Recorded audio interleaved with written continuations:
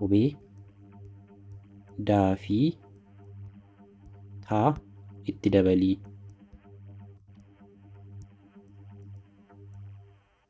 Waaw! Hin bareedu? Daanas bartii kaanas keessa jiru loogoo duraanii barumsa teekinooloojii fi barumsa jennee nama moo gara nyaataatti akkamiin jijjiiru wanni taana maqaan jijjiirree maqaa yoon barbaade maqaa jijjiirree jechuun danda'an ture garuu maqaan kan maanaa ta'u normaalii isumatti argisiisuufidha jechuudha. Waaw! Ilaalaa akkam akka inni bareedu. Akkam jirtu? Baga nagaan deebitanii gara chaanaalii keenyaa dhuftanii har'a chaanaalii keenya irratti kan nuti waliin ilaallu akkaataa kamiin yuutuubii keenya irratti loogoo akka diizaayin godhannu kan loogoo akkaataa kamiin kireet godhannaadha. Yeroo darbe akkaataa kamiin yuutuub chaanaalii akka banannu viidiyoo isiniif hojjedheen ture. Isas immoo bakka kanarraa kunoo viidiyoo kana fayyadamuudhaan kireet godhachuu dandeessu haaraa akkasumas immoo bakka kanarratti immoo akkaataa kamiin jiimeelii yookaan iimeelii haaraa akkaataa kamiin akka nuti banannu viidiyoo isiniif hojjedheen ture. Isas bakka kanarraa fayyadamuu dandeessuun isin jedha. Kan biraa akkaataa kamiin loogoo keenya kireet godhanna kan jedhu har'a nama yookaan hiriyaa keessan kana booda waliin hojjettu jedhee yaadu tokko waliinaan walis hin barsiisaa namoonni waliin beekne yookaan namoonni agayoonaatti waliin bariin jirtan jechuudha. Hiriyaan keessan sun kana dura namoonni yuutuubii fayyadamtanii loogoo ofii hojjetachuudhaaf dhabdanii namootaan na hojjedhaatanii namoonni sun isiniif hojjechuu diidanii yookaan immoo loogoo sana yoo jaalatiin haftanillee har'a loogoo kana fayyadamuudhaan loogoo kireet godhachuu dandeessuun isiniin jedha yuutuubii keessaniif baay'ee ni jaalattu jedhee yaada loogoo har'a ofii keessaniif kireet godhattan kana. Kanaaf hanga xumuraatti viidiyoo kana ilaalaan isiniin jedha. Akkasumas immoo yeroo darbe yaada tokko isiniif kaaseen ture guruupii kireet nan godha ji'oota muraasa keessatti yuutuubii monitaayizd akka taanuuf kan nu gargaaru ani kan na gargaaree fi isinis akka irraa fayyadamtaniif guruupii kireet ni goona jedheen ture.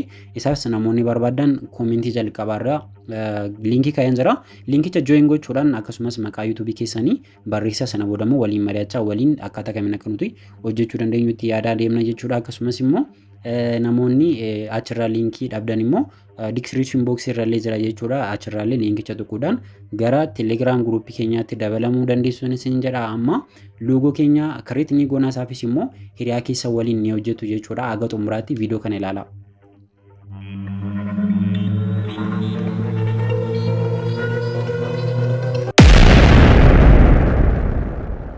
Loogoo bareedaa isaa daqiiqaa muraasa keessatti hojjechuudhaaf yookaan daqiiqaa 5 iyyuu isinitti fudhachuu dhiisuu danda'a.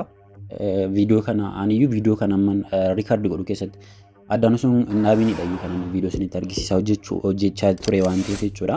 Isin immoo yoo hojjettan daqiiqaa meeqa keessatti akka hojjettanidha jechuudha. Loogoo hojjechuudhaaf guyyaa tokko guyyaa lama iyyuu isinitti fudhachuu danda'a. Kuni garuu daqiiqaa muraasa keessatti daqiiqaa 5 daqiiqaa 3 keessatti kan ittiin hojjettanidha jechuudha. Kanaaf Chrome irra ni galtu.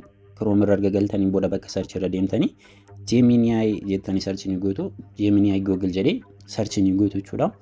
Yeroo search gootan bakka kanarratti maaltu isinii dhufa jechuudha. Kun Gemini jedhee isinii dhufa. Gemini isa kanadha jechuudha. Yeroo tuqxan isin akkaawuntii akka banattan yookaan immoo sign up akka gootaniif Google waan akkasii isin gaafachuu danda'a.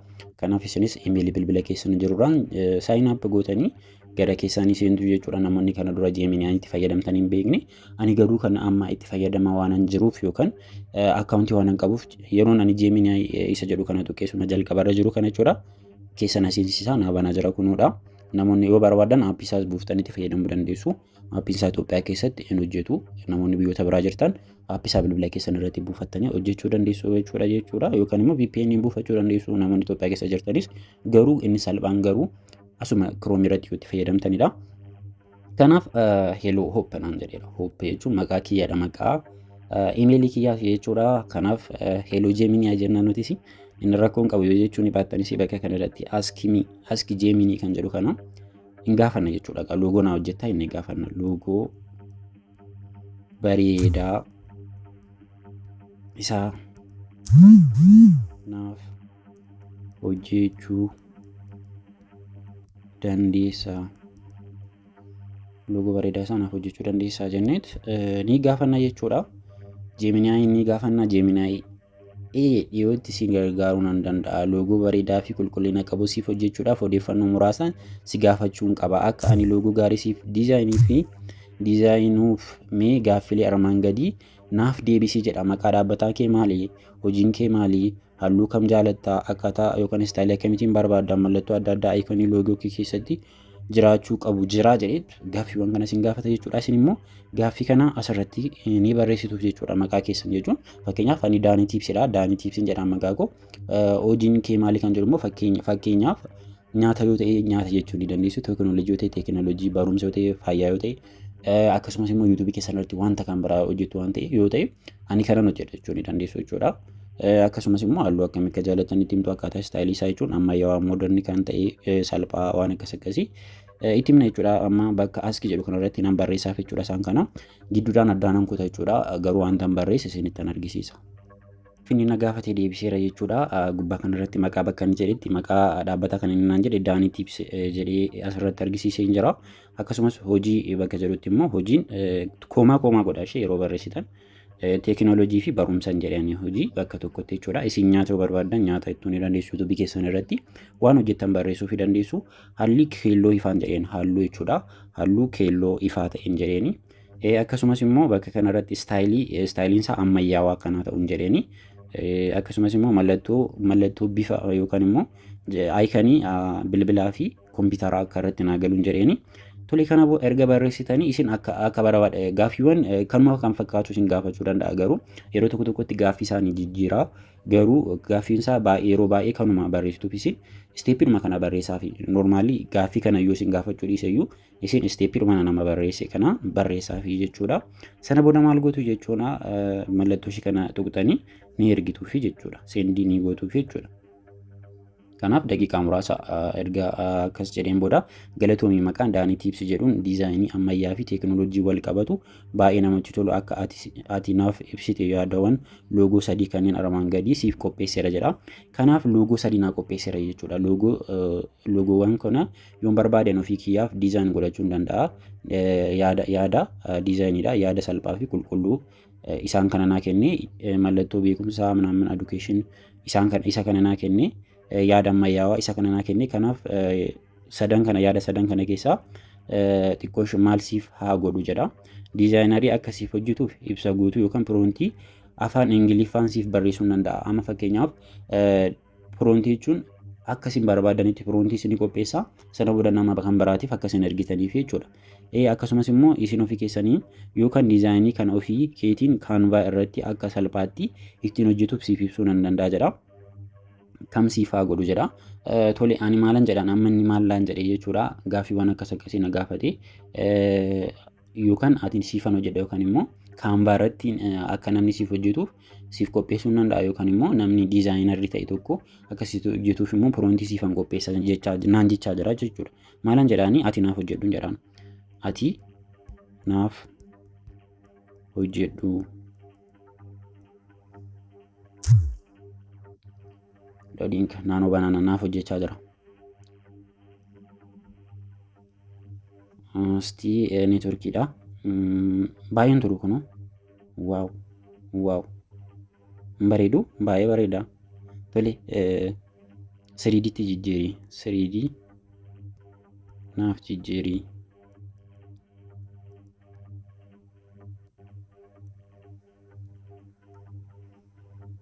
Kanaaf wanta barbaadan jechuu ni dandeessu. Amma fakkeenyaaf ilaalaa yuutuubii irratti loogoowwan kan nama biraa ilaalaati akkasitti loogoon hojjetama namni baay'ee sin rakkisa garuu loogoowwan akkasii loogoo akkamiitu jira jettanii waaw baay'ee bareeda amma kun 3D'dhaan bilbilli keessa jira. Daanii Tiips bilbiliif kompiitarri jira keessa isaa jechuudha. Kanaaf baay'ee bareeda jechuudha. Tole maalan jedhaan qubee daa fi taa itti dabalii.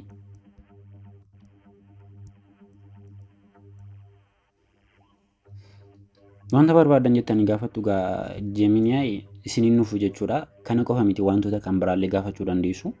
Hojii keessan guyyaa keessatti wanta barbaadan akkaataa kamiinan kana hojjedhattanii gaafachuu dandeessu. Akkaataa kamiinan onlaayinii irratti milkaa'uu danda'a. Yuutuubii kiyyaan maaltu na barbaachisaa? Waaw bareedu. Daanas jirti, kaanas keessa jirti.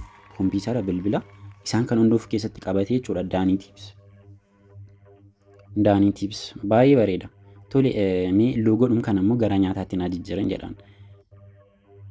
Gara nyaataatti naaf jijjiirii.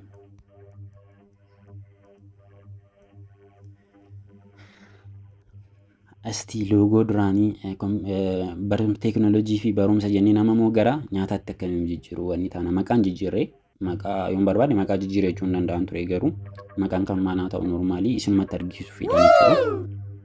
Waaw! Ilaalaa akkam akka inni bareedu. Namoonni amma fakkeenyaaf loogoo waa'ee nyaataa yuutuub irratti hojjechaa jirtan loogoo akkasii yoo isiniif hojjete maaltu isinitti dhaga'ama? Kanaaf maal gootu loogicha akkas tuqxanii yoo jaalattan jechuudha. Isa kana tuqxanii daawulood ni gootu. Akkasitti isaa gadi ni buufattu jechuudha gara bilbila keessaniitti. Gara bilbila keenyaatti bu'eeraatti akkaataa kam nagatti fayyadamnu yeroo ta'an meeshaa kanas nan buufadha baay'ee jaaladheera. Yoon yuutuubicha irratti itti fufate jechuudha. Kanallee jaaladheera. Kanas nan buufadha. Kanaaf akkasidha. Nyaata Itoophiyaatti na jijjiirra nuuni nyaata Itoophiyaatti isa dhuma jechuudha. Nyaata Itoophiyaa naaf taasisi. Dogongora barreeffamaatiif dhiifama ishii ariifachaa waan jiruuf kanaaf gidduu nan dogongora. Garuu Jiiminiyaa na hubata. Yaada kiyya waan hubatuuf rakkoon qabu jechuudha. Kanaaf barbaadaa jira jechuudha. Nyaata Itoophiyaa dafika. Jiiminiyaa hin turin. Waaw! Kun ilaalame bayyanatiin jiraas. Nyaanni gosa. Kanaaf baay'ee bareeda loogichi. Kanaaf karaa salphaa ta'een Jiiminiyaa irratti wanta baay'ee hojjechuu dandeessu jechuudha. Kana boodas Jiiminiyaa irratti wantoota garaa garaa hojjechaa isinittan argisiisa. Yeroo itti immoo baanarii bareedaa yuutuubii keenyaaf akkamitti akka hojjetannu aappii kan biraa wajjinan wal isin barsiisa. Aappii sana irratti bakka tokkicha arginaan yeroo hundumaa aappii ni fayyadamtu jedhee yaada. Keessattuu namoonni yuutuubii guyyaadhaan laayivii seentan itti fayyadamtan daqiiqaa 2 daqiiqaa 3 irratti tambanaalii garaa garaa kan isiniif hojjechuu danda'udha. Akkasumas immoo akka barbaaddanitti jechuudha. Loogoo garaa garaa akkasumas immoo baanarii wanta baay'ee kan hojjetudha jechuudha. Illee barsiisdee garaa garaatiif illee namootaaf hojjechuu barbaadan kan isiniif hojjechuu danda'udha. Kanaaf isa immoo yeroo itti waliin ilaalla. Namoonni amma sabiskiraayib nan godhan jirtan sabiskiraayib godhaa. Viidiyoon kiyya akkasiin qaqqabuuf immoo mallattoo ol irra godhaatii notifikashinii akkasiin qaqqabu gochuu dandeessu. Koomentii irratti immoo yaada keessan barreessuun dagatinaa galatooma.